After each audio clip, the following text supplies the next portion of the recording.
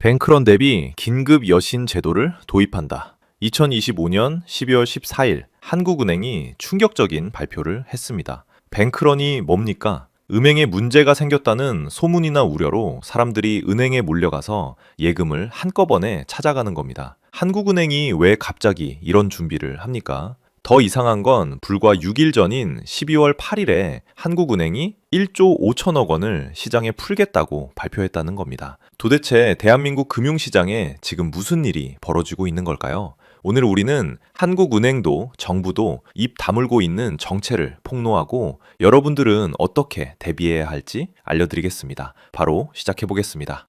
보시기 전에 구독, 좋아요 부탁드립니다. 첫 번째로 지금 한국은행이 지금 하고 있는 게 RP 매입이라는 겁니다. 처음 들어보시는 분들도 많을 겁니다. 한 줄로 설명하면 아주 비싼 물건을 담보로 잡고 나중에 다시 사겠다고 약속하는 계약입니다. 아들이 사업이 안 돼서 돈을 빌리러 왔습니다. 아버지, 1,000만 원만 일주일만 빌려주세요. 일주일 뒤에 꼭 갚을게요. 일주일 뒤 아들이 왔습니다. 아버지, 죄송한데요. 1,000만 원에 이자 50만 원 해서 1,050만 원을 갚아야 하는데 돈이 없어요. 그냥 1,200만 원 빌려주시면 안 될까요? 그래서 또 일주일 빌려줍니다. 그리고 일주일 뒤 또 똑같은 일이 벌어집니다. 아버지, 이번엔 1,400만 원만. 이게 계속 반복되면 어떻게 될까요?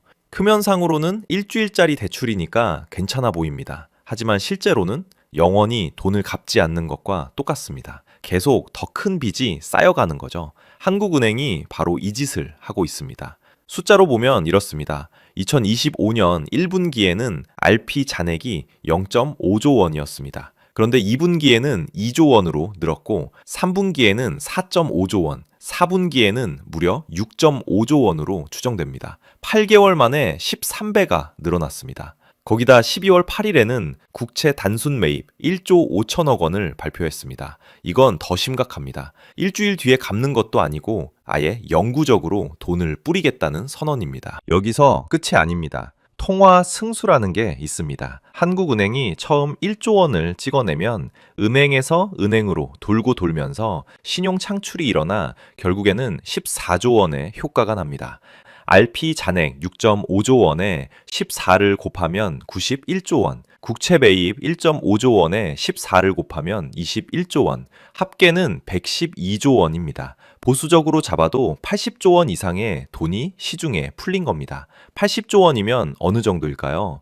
강남 아파트 전체를 살 수 있는 돈입니다. 하지만 진짜 문제는 이제부터입니다. 돈을 이렇게 많이 풀었으면 어떤 일이 일어나야 정상일까요? 첫째, 금리가 내려갑니다. 돈값이 떨어지니까요. 둘째, 부동산이 오릅니다. 유동성이 풍부하니까요. 셋째, 주가가 오릅니다. 돈이 시장으로 흘러들어가니까요. 이게 정상적입니다. 하지만 부동산은 올랐습니다. 2025년 강남이 급등했죠. 주가는 괜찮았습니다. 그런데 금리가 오르고 있습니다. 바로 이 지점이 모든 비극의 시작입니다. 한국은행이 돈을 쏟아붓는데도 금리가 오른다는 건 시장이 한국은행을 믿지 않는다는 뜻입니다. 동네 가게 주인이 손님들에게 공짜로 물건을 나눠주고 있습니다. 그런데 손님들이 줄을 서는 게 아니라 오히려 더 비싼 값을 부르고 있습니다. 왜 그럴까요? 이 가게 곧 망하겠구나. 나중엔 물건을 못 받을 수도 있으니 지금 비싸게 주고라도 받아야겠다는 심리 때문입니다.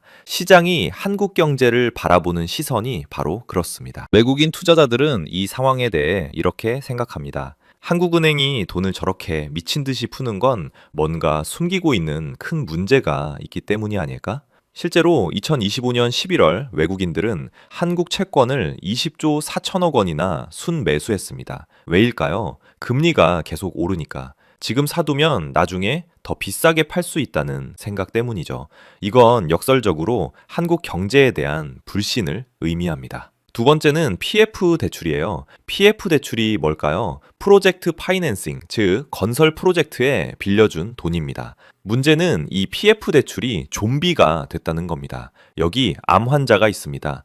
2022년에 발견했으면 수술로 간단히 치료할 수 있었습니다. 그런데 의사가 괜찮아요. 진통제 먹으면 돼요. 라며 4년을 버텼습니다. 이제 2025년 암은 전이 됐고 수술에도 살기 힘든 상태가 됐습니다. 한국의 PF 대출이 정확히 이 상황입니다. 2022년 상황을 보면 PF 대출이 부실 초기 단계였습니다. 땅을 팔면 원금 회수가 가능했죠. 구조조정 비용도 적었습니다. 한국은행의 선택은 뭐였을까요? 돈을 마구 풀어서 시간을 벌었습니다.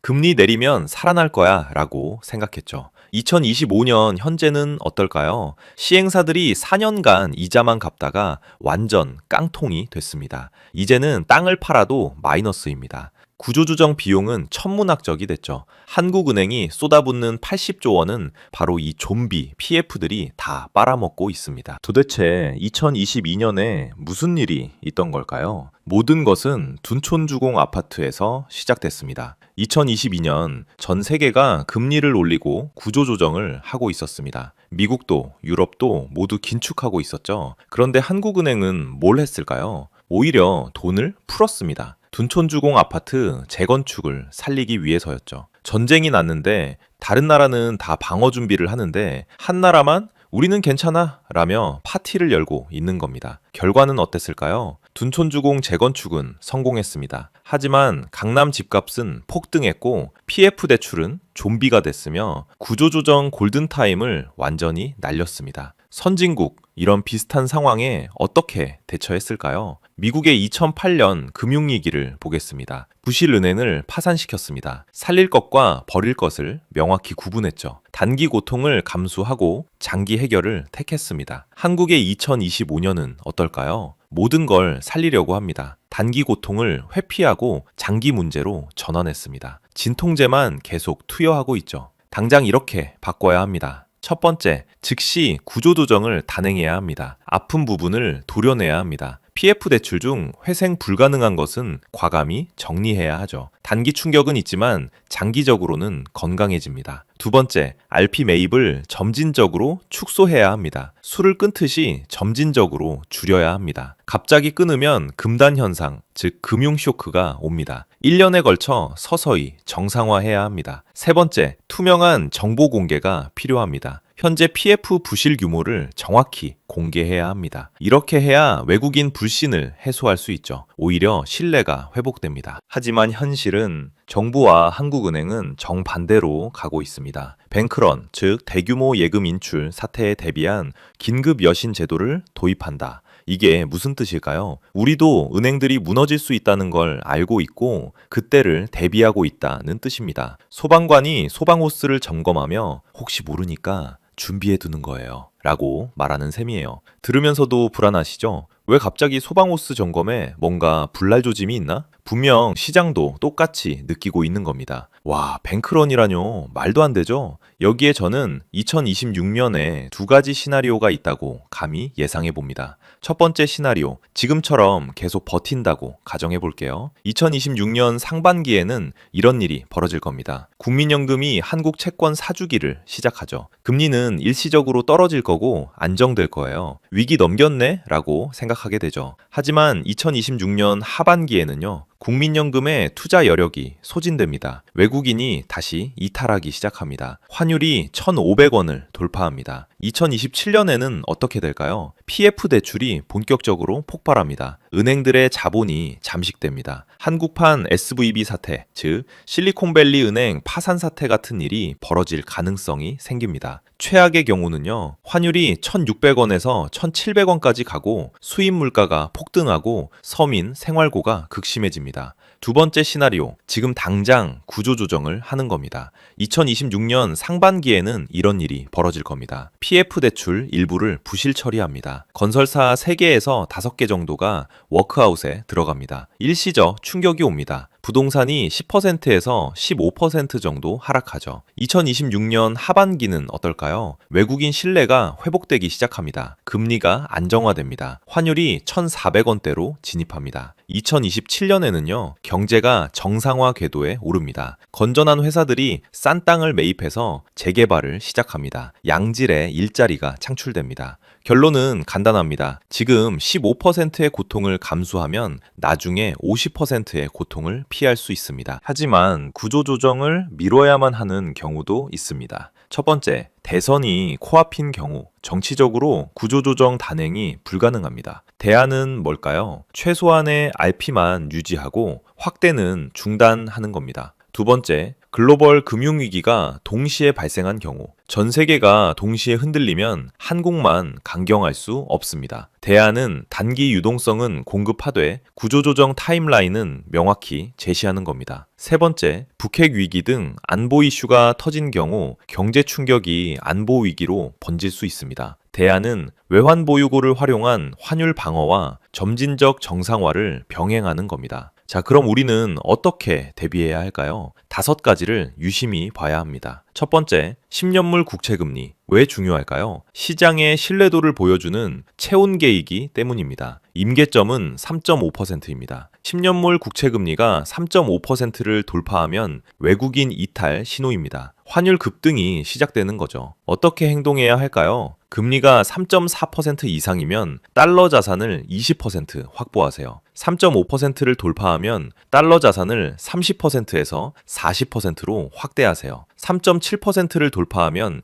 비상모드입니다. 해외 자산을 50%까지 늘리세요. 두 번째, 원달러 환율. 왜 중요할까요? 한국 경제의 최후 방어선이기 때문입니다. 임계점은 3단계입니다. 1차 경고는 1,500원, 2차 경고는 1,550원, 위험 구간은 1,600원입니다. 어떻게 행동해야 할까요? 1,500원을 돌파하면 수입품 가격 폭등에 대비하세요. 생필품 적정 재고를 확보하는 겁니다. 1,550원을 돌파하면 해외여행, 유학 계획을 재검토하세요. 1,600원을 돌파하면 현금 흐름을 점검하고 고정비를 축소하세요. 세 번째, 한국은행 RP잔액. 왜 중요할까요? 한국은행의 패닉 수준을 보여주기 때문입니다. 임계점은 월간 증가 2조 원 이상입니다. 어떻게 행동해야 할까요? 2조 원 이상 증가하면 금융시장 불안 신호입니다. 3조 원 이상 증가하면 부동산 매도 타이밍을 검토하세요. 5조 원 이상 증가하면 비상 상황입니다. 현금 확보를 우선하세요. 네 번째, 국민연금 채권 매입 속도. 왜 중요할까요? 마지막 구원 투수가 얼마나 버틸 수 있는지 보여주기 때문입니다.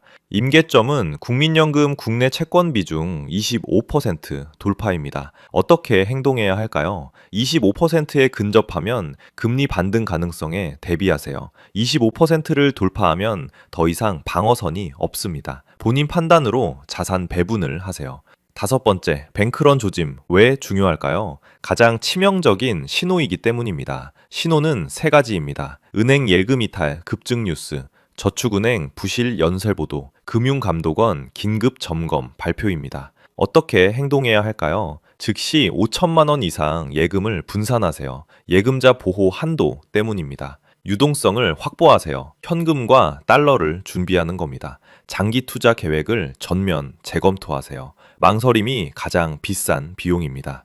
지금 이 순간에도 한국은행은 돈을 찍어내고 있고 PF 대출이라는 암세포는 자라고 있으며 금리는 계속 오르고 있습니다. 2가지 선택지가 있습니다. 첫 번째 선택은 이겁니다. 정부가 알아서 하겠지 하며 아무것도 안 한다. 결과는 뭘까요? 2027년쯤 당신의 자산 가치는 30% 이상 증발합니다. 두 번째 선택은 이겁니다. 오늘부터 당장 경제 계기판을 점검하며 대비한다. 결과는 뭘까요? 위기를 기회로 만들 수 있습니다. 자산 방어는 물론 증시까지 가능합니다. 역사가 증명합니다. 1997년 외환위기 때 달러를 산 사람들이 있었습니다. 2008년 금융위기 때 부동산을 정리한 사람들이 있었습니다. 2020년 코로나 때 현금을 확보한 사람들이 있었습니다. 이들의 공통점은 뭘까요? 남들보다 6개월만 빨리 움직였다는 것입니다. 지금 당장 실천하세요.